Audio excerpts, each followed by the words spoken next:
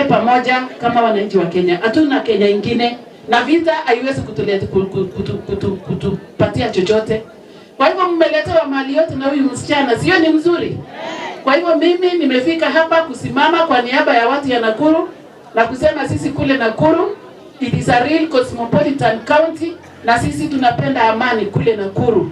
Haijalishi mahali ulitoka, haijalishi unafanya biashara aina gani, haijalishi unaishi wapi na wapi. Sisi tukiwa watu ya Nakuru tunakaa tukiwa watu mmoja. Yaani tuko kitu kimoja kule Nakuru. Hatuna maneno ya ukabila. Sisi ni maendeleo na umoja katika nchi yetu ya Kenya. Bila kuchukua nafasi kubwa sana, nataka kusema amani ndio nguvu yetu. Na amani ni mali. Ama sio mali? Najua tukiwa na amani tuko na mali. Na hiyo ndio tunataka. Ni nani hataki mali? Serikali ni kama forest, yani inatoshea kila mtu. Na simuona imetoshea.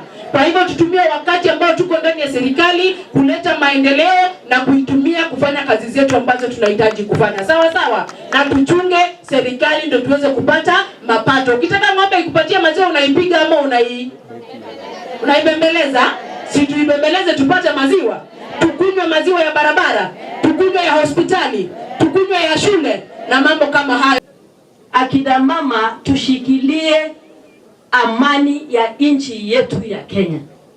Kwa sababu pasipo amani, watoto wetu wakilia, watoto wetu wakiuliwa, hatuna taifa kwa sababu mama ndiye atalia. Kukikosekana amani, watoto wetu hawataenda shule. Maana pasipokuwa na amani nchini Kenya, mtu wa kwanza kuathirika ni mama. Mimi ninaomba kuanzia leo, endeni mhubiri amani. Endeni mhubiri amani katika mahali popote mtakapoenda. Wacha tuseme Kenya ni mambo mawili tunataka. Tunataka amani peke yake na tunataka maendeleo. Sisi tunataka nini? Amani na maendeleo.